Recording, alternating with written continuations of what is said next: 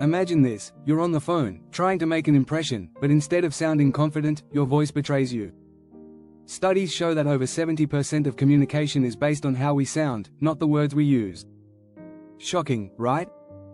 A simple phone call can make or break a deal, and most people have no idea how much their tone and voice impact the conversation. Here's another eye-opener. Research from the University of California reveals that we're judged on our voice within the first 7 seconds of speaking. That's right, 7 seconds. That's how quickly people form an opinion about you, even before you say something important. So, how do you avoid sounding nervous, unclear, or, worse, unconfident? This video will guide you through practical, proven strategies to help you sound like a pro on every call. From mastering your tone to using silence as your secret weapon, you'll learn techniques that can transform how you speak. Ready to sound more confident on the phone? Let's dive in. Chapter 1: Tone it up. Mastering your voice for impact. When it comes to sounding confident on the phone, your tone can make all the difference. According to studies, 38% of how we communicate comes from our tone of voice, with words accounting for just 7%.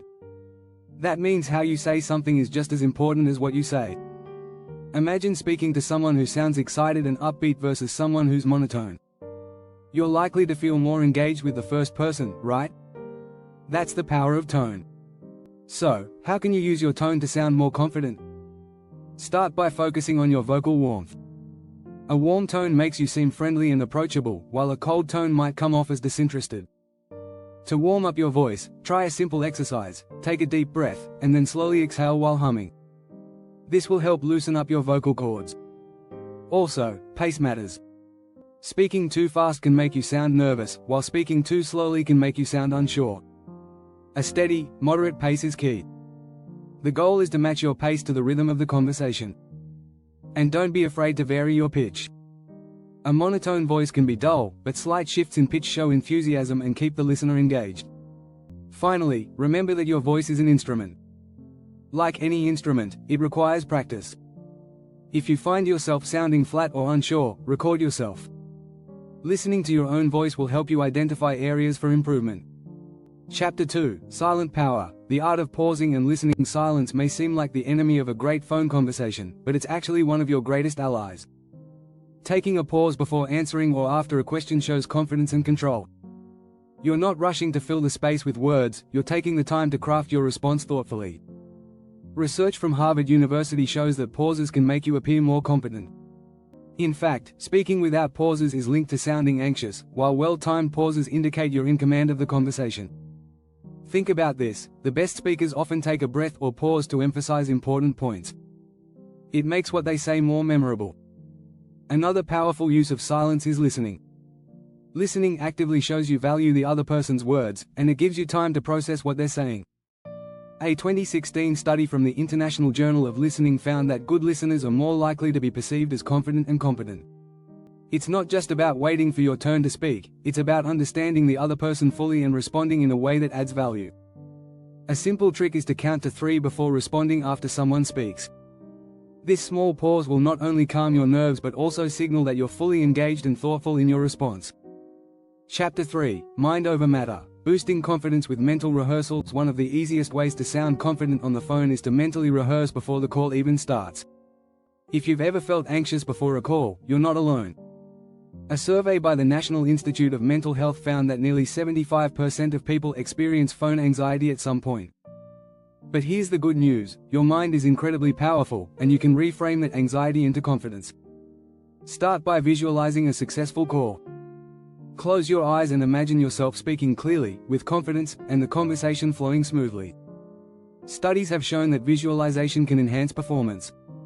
In fact, a study published in the Journal of Applied Sports Psychology found that athletes who visualized their performance improved significantly more than those who didn't.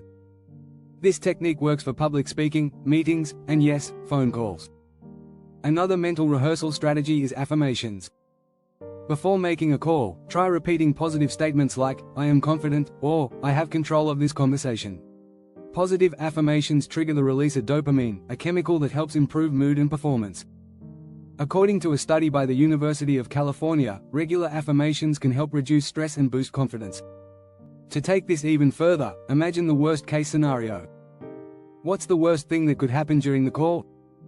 Once you've visualized that, think of how you'd handle it with calmness and grace. This exercise prepares you to respond confidently, no matter the situation. Lastly, remember to breathe. It sounds simple, but deep breathing has been shown to reduce anxiety and increase focus.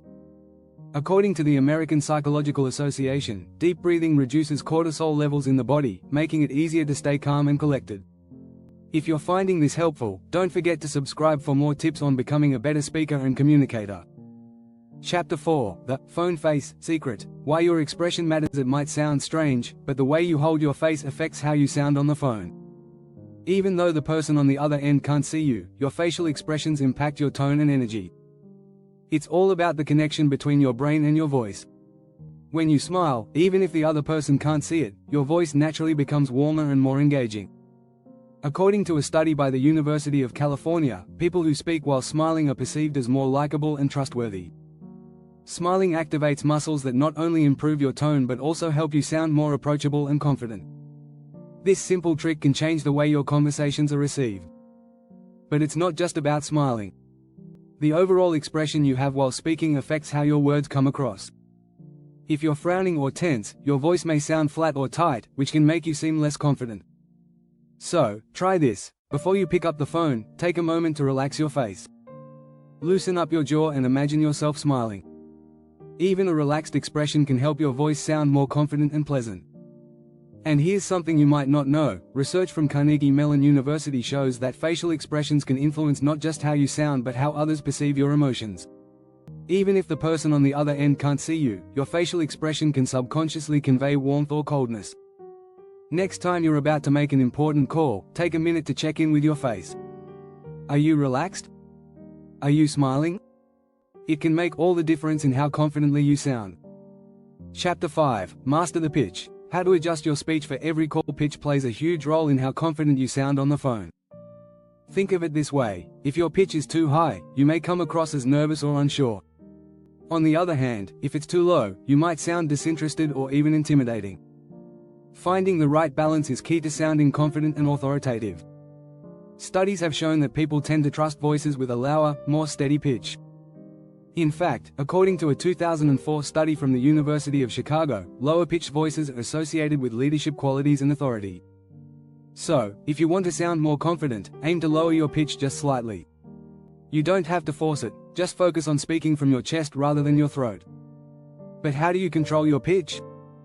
One simple way is to practice speaking slowly and steadily. When you rush, your pitch tends to rise. Slowing down your speech gives you more control over your voice and makes you sound more composed. It also helps you avoid vocal fry, that cracking or croaky sound that often comes from speaking too quickly or too loudly. Another strategy is to warm up your voice before you speak.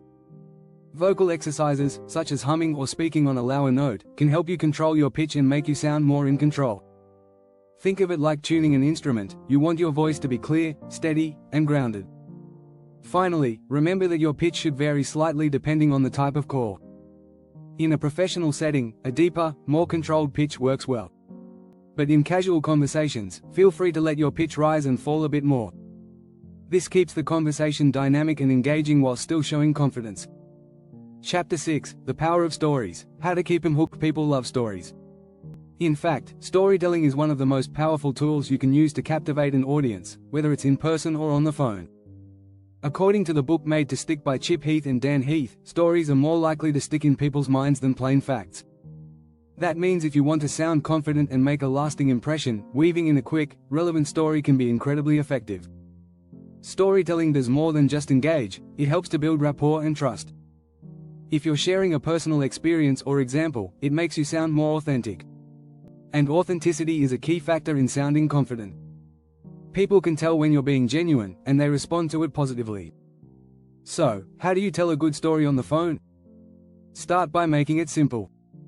A great story doesn't need to be long or complicated. In fact, the best stories are often short and to the point. Focus on a clear beginning, middle, and end. For example, instead of saying, "I had a great experience at the conference," you could say, "At the conference last week, I met someone who completely changed my perspective on networking." This little shift adds a sense of intrigue and sets up a more engaging conversation. The power of storytelling also lies in the emotions it evokes. When you share something personal, it invites the listener to connect with you on a deeper level. This connection builds trust and can make you sound more confident because you're speaking with purpose and emotion. Plus, stories are easier to remember than abstract facts, making your call more memorable. Don't forget to keep the story relevant to the conversation. A great story should add value to what you're talking about, not just serve as filler.